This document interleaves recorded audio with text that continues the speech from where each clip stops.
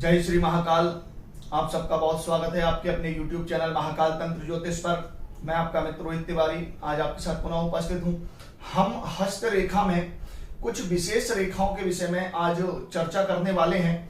उन रेखाओं का फल जातक को उसके जीवन में कैसा मिलता है और वह रेखाएं कितनी शुभ होती हैं या कितनी अशुभ होती हैं, इस विषय पर हम विस्तार से चर्चा करने वाले हैं। मैं आपको ऐसी विशेष रेखाओं के विषय में बताने वाला हूं। सर्वप्रथम हम बात करेंगे मधुरभाषी रेखा के विषय में। यह रेखा जिस जातक के हाथ में पाई जाती है वह जातक अपनी मधुर वाणी के कारण दूसरों को अपने वश में कर लेता है, अर्थात बहुत मधुरभाषी होता है। अपने काम को किसी भी तरीके से ऐसा जातक जो है बातों के मधुर बाण चलाने वाला होता है, जिसकी वाणी बहुत मधुर होती है और उसकी बात पटुता के कारण उसके जीवन में उसे सफलताएं मिलती हैं और उन्नति के लिए विशेष रूप से यह रेखा जानी जाती है। और यह रेखा जातक के जीवन में सुख, शांति, यश, वैभव आदि देने वाली होती है। चलिए बिना विलंब के हम प्रारंभ करते हैं। आप मेरे चैनल पर हैं, वीडियो को देख रहे हैं तो सब्सक्राइब जरूर कर दीजिए, क्योंकि मैं हमेशा कहता हूं सीखना है ज्योतिष तो फॉलो महाकाल तंत्र ज्योतिष। चलिए बिना विलंब किए हम प्रारंभ करते हैं। अब जैसा कि आपको एक हाथ का चित्र दिख रहा है और इस हाथ के चित्र में मैं आपको बताऊंगा कि वह रेखा कहां से निकलती है, जिसके कारण जातक की वाणी बहुत मधुर होती है और लोग उसकी वाणी के वशीभूत हो जाते हैं। यदि कोई रेखा हाथ के मणिबंध से निकलकर, हाथ के इस क्षेत्र से निकलकर और भाग्य रेखा को काटते हुए जीवन रेखा से टच कर जाए तो ऐसा जो जातक होता है वह मधुरभाषी होता है, बहुत मीठा बोलने वाला होता है। वह अपने कार्य को किसी भी प्रकार से सिद्ध कर लेता है। लोग उसकी बोलने की क्षमता से बहुत प्रभावित होते हैं, अर्थात उसकी वाक शक्ति बहुत अच्छी होती है। ऐसे जो जातक होते हैं अपनी वाणी के कारण मान, सम्मान और यश भी प्राप्त करते हैं। ऐसे जातक जो है सामाजिक दृष्टि से मंच संचालन का कार्य, कविता पाठ करने का कार्य, गद्य पद्य आदि की रचना का कार्य ऐसे जातक करते हैं। तो यह रेखा हाथ में जो है शुभ मानी गई है और जातक की उन्नति में जो है सहायक होती है यह रेखा। यदि किसी जातक के हाथ में यह रेखा देखने को मिले तो आप कह सकते हैं कि ऐसा जो जातक है वह वाणी का बहुत ही मधुर वाणी का स्वामी है, बहुत अच्छा बोलने वाला होता है। अब हम बात करेंगे दरिद्र और असत्यभाषी योग के विषय में। हाथ में ऐसे कौन से चिन्ह होते हैं जिसके कारण जातक असत्य बोलता है और दरिद्री भी होता है, अर्थात ऐसे जो जातक होते हैं वह स्वच्छता नाम की वस्तु ही नहीं जानते। उनके अंदर स्वच्छता बिल्कुल भी नहीं होती है और वह सिर्फ और सिर्फ दरिद्र रहना पसंद करते हैं, गंदगी से रहना पसंद करते हैं। लेकिन फिर भी ऐसे जातकों के पास धन की स्थिति बहुत अच्छी होती है। जी हाँ, यदि किसी जातक के हाथ के मणिबंध के पास, शुक्र पर्वत के पास दो क्रॉस के चिन्ह हो, यहां पर यदि दो क्रॉस के चिन्ह हैं तो ऐसा जो जातक होता है वह दरिद्री होता है और गंदगी से रहना पसंद करता है। और इसका अर्थ हम यह भी लगा सकते हैं कि ऐसे जो जातक होते हैं उनके पास धन तो होता है, लेकिन उनका जो सारा धन है या उनकी जो संपत्ति है वह सिर्फ और सिर्फ अपनी मित्र मंडली में खर्च होती है। वह व्यर्थ में धन का व्यय करते हैं और इस कारण जो है उनके पास धन की स्थिति तो पैतृक अच्छी होती है, लेकिन वो धीरे धीरे इस धन को जो है अपने शौक में बर्बाद करके रख देते हैं। और ऐसी जो दो गुणक चिन्ह होते हैं जातक के हाथ में, तो इस स्थिति में वह जातक स्वच्छता बिल्कुल नहीं जानता, अर्थात बहुत गंदगी से रहता है। अब हम बात करेंगे ज्वर व्याधि योग रेखा के विषय में। हाथ में एक रेखा ऐसी भी होती है, यदि किसी के हाथ में यह रेखा है तो एक बात समझ लीजिए कि वह जातक लगातार किसी ना किसी बड़े रोग से पीड़ित रहेगा, या उस जातक के शरीर में ज्वर जैसी व्याधि बहुत ज्यादा होती है, वह हमेशा बुखार से पीड़ित रहता है। उसके शरीर की जो रोग प्रतिरोधक क्षमता होती है वह काफी कमजोर होती है और बहुत कमजोर होने के कारण ऐसा जातक रोग से बहुत ज्यादा पीड़ित होता है। जैसे अगर किसी के हाथ में यह भाग्य रेखा है जो शनि पर्वत पर जाती है और इसी भाग्य रेखा के साथ एक और रेखा हो जो मात्र रेखा, मस्तिष्क रेखा के पास से टूटकर शनि पर्वत पर जाए, इस प्रकार जो मणिबंध से निकलकर मात्र रेखा तक जाए और मात्र रेखा से टूटकर वो शनि पर्वत पर चली जाए, तो ऐसा जो जातक होता है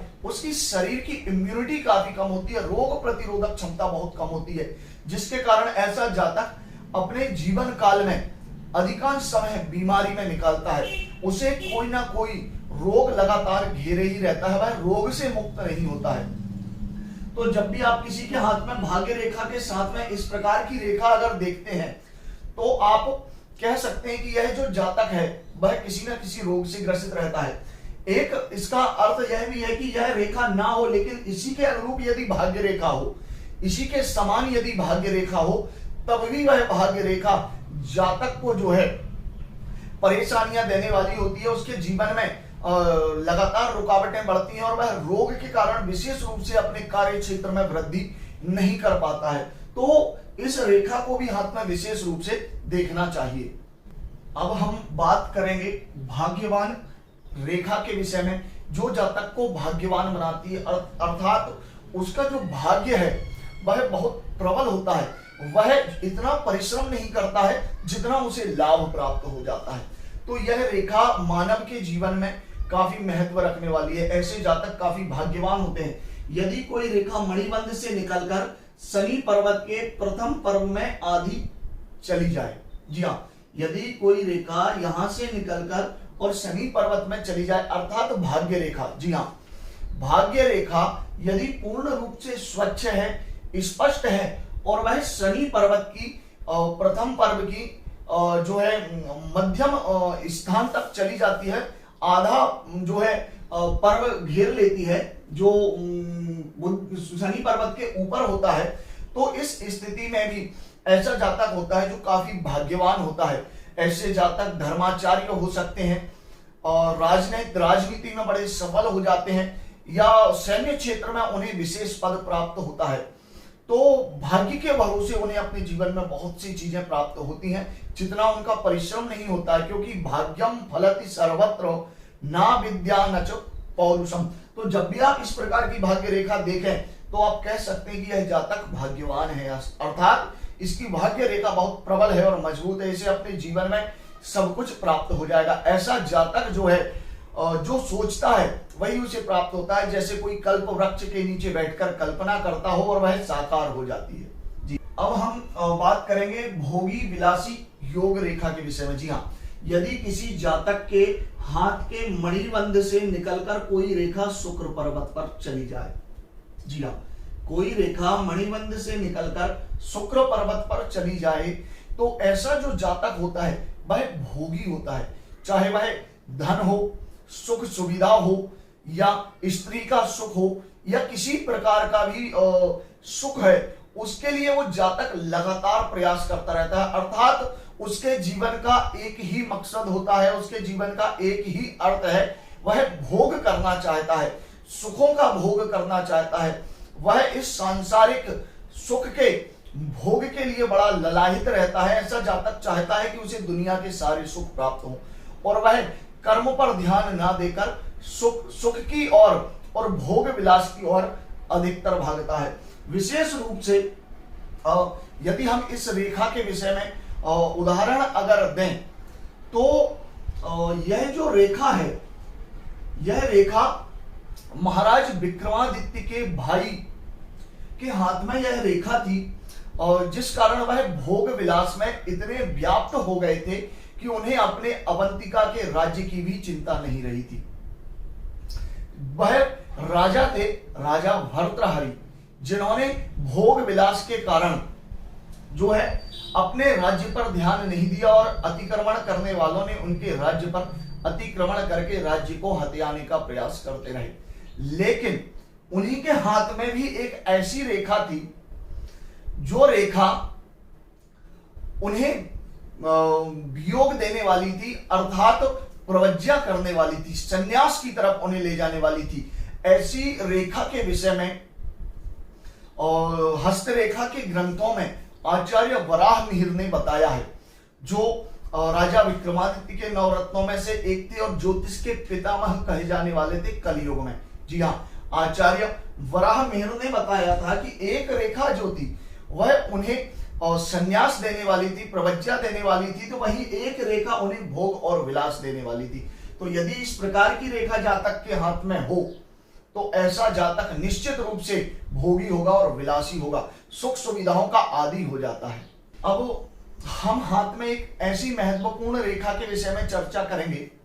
यदि यह रेखा किसी के हाथ में दिखाई दे तो आप कह सकते हैं कि इस जातक या जातिका का विवाह है, इस स्त्री या पुरुष का विवाह है अपने से अधिक उम्र की या स्त्री या पुरुष से होगा। अर्थात किसी के हाथ के मणिबंध से निकलकर कोई रेखा गुरु पर्वत पर चली जाए, यदि कोई रेखा मणिबंध से निकलकर गुरु पर्वत पर चली जाती है तो इस स्थिति में उस जातक का विवाह या उस पुरुष का विवाह या स्त्री का विवाह अपने से अधिक उम्र की स्त्री या पुरुष से होगा। यदि पुरुष के हाथ में है तो अधिक उम्र वाली स्त्री से विवाह होगा, और यदि स्त्री के हाथ में है तो उसका विवाह अधिक उम्र के पुरुष के साथ होगा। तो यह रेखा जो है इस तरह से इंगित करती है, क्योंकि यह रेखा चंद्र पर्वत से गुरु पर्वत की ओर जाती है। ऐसा जो जातक होता है वह हमेशा अपनी से अधिक उम्र की स्त्री के साथ संबंध स्थापित करता है, क्योंकि चंद्र और बृहस्पति के पत्नी के संबंध से जो है बुद्ध की उत्पत्ति हुई। तो बात स्पष्ट है कि यदि कोई रेखा चंद्र पर्वत के मणिबंध से निकलकर गुरु पर्वत की तरफ चली जाए तो ऐसा जो जातक होता है वह अपने से अधिक उम्र की स्त्री के साथ संबंध स्थापित करता है। अब यही रेखा यदि गुरु पर्वत पर भी जाए और इससे निकलकर मात्र रेखा से कोई शाखा बुद्ध पर्वत पर चली जाए तो ऐसा जो जातक होता है अधिक उम्र की स्त्री के साथ संभोग करके संतान उत्पन्न करता है। यदि यह रेखा स्त्री के हाथ में है तो वह भी किसी अधिक उम्र के पुरुष से संसर्ग करके संतान उत्पन्न करती है। मैंने यह रेखा विशेष रूप से कुछ राजनीतिक नेताओं के हाथ में देखी है, जिनके हाथ में इस प्रकार की रेखाएं हैं, लेकिन वह रेखाएं यदि उनके बाएं भाग में है, बाएं हाथ में है, तो उस रेखा का फल उस जातक को ना होकर जिससे उसका विवाह होगा उस स्त्री के हाथ में घटित होगा। तो यह रेखा जो है हमेशा इसी प्रकार का फल देती है। जब भी चंद्र गुरु और बुध का अगर संबंध हो जाता है तो किसी अधिक उम्र वाले से ही संतान का लाभ होता है, चाहे वह स्त्री हो या फिर पुरुष हो। अब बात करेंगे हम बहुधन संपत्ति योग रेखा के विषय में। यह जो रेखा होती है, यह जो चिन्ह होते हैं, यह जातक को बहुत अधिक धन और संपत्ति देने वाले होते हैं। ऐसे जातक को विशेष रूप से अपने किसी सगे संबंधी या रिश्तेदार से बहुत धन मिलता है, अर्थात उसे अनायास ही किसी दूसरे जातक की प्रॉपर्टी मिल जाती है और बहुत धन उसे प्राप्त होता है। यदि किसी जातक के हाथ में मणिबंध रेखा के पास क्रॉस का चिन्ह हो, कोण का चिन्ह हो और कोण के चिन्ह के साथ जो है त्रिकोण का भी चिन्ह उस जातक के हाथ में बन रहा हो, अर्थात क्रॉस हो, कोण हो और त्रिकोण हो, यदि चंद्र पर्वत के पास इस तरह के चिन्ह बन रहे हों तो निश्चित रूप से वह जो जातक होता है वह अपने जीवन काल में अनायास ही बहुत अधिक धन संपत्ति का स्वामी हो जाता है। वह किसी धनाढ्य व्यक्ति का जो है संपत्ति का स्वामी होता है। यह स्थिति जातक को अचानक से बनती है, लेकिन ऐसे जातकों को धन संपत्ति बहुत ज्यादा मिलती है। अब हम बात करेंगे राजयोग रेखा के विषय में। जी हाँ, यह रेखा बहुत ही महत्वपूर्ण है और जातक के जीवन में उसे राजयोग देने वाली होती है। ऐसा जो जातक होता है वह राज्य मंत्री, प्रधानमंत्री या अपने गांव का प्रधान होता है और उसके जीवन में लगातार वह उन्नति करता रहता है, उच्च पद की प्राप्ति करता रहता है। यदि कोई भाग्य रेखा जो शनि पर्वत पर जाती है और शनि पर्वत पर ना जाकर वह रेखा हृदय रेखा के पास से बृहस्पति पर्वत में और बृहस्पति पर्वत के ऊपर का जो पर्व है उसमें यदि प्रवेश कर जाती है, यहां पर जो यहां से निकलकर यदि यहां प्रवेश कर जाए तो ऐसे जातक के जीवन में राजयोग हो जाता है। वह जातक जीवन पर्यंत सुख भोगता है, मान सम्मान प्राप्त करता है, उच्च पद भी प्राप्त करता है। विशेष रूप से यह रेखा राजनीतिक लोगों के हाथ में जरूर देखने को मिलती है और यह रेखा उसे लगातार उच्च पद भी दिलाने वाली होती है। यदि आप किसी के हाथ में इस प्रकार की रेखा देखें तो आप कह सकते हैं कि वह जातक जरूर राजयोग भोगने वाला है, उसके जीवन में बहुत सफलताएं होंगी और वह स्वयं के नाम से परिचित होगा, अर्थात एक तरह से ब्रांड होगा। लोग उसे विशेष रूप से जानेंगे और समझेंगे और उसका मान सम्मान भी होगा। तो यह जो रेखाएं हैं यदि किसी जातक के हाथ में आपको देखने को मिले तो उसके अनुरूप जो फल मैंने आपको बताया है आप उससे कह सकते हैं और 100% उसके हाथ में इस प्रकार का फल देखने को मिल जाता है। अगर आपको मेरे द्वारा दी जानकारी अच्छी लगी है तो चैनल को सब्सक्राइब जरूर कर दीजिए, बेल आइकन को दबाइए जिससे ऐसे ही ज्योतिष शास्त्र रेखा संबंधी वीडियो आप प्राप्त करते रहें। अगले वीडियो में नया विषय लेकर पुनः मिलेंगे। जय श्री महाकाल।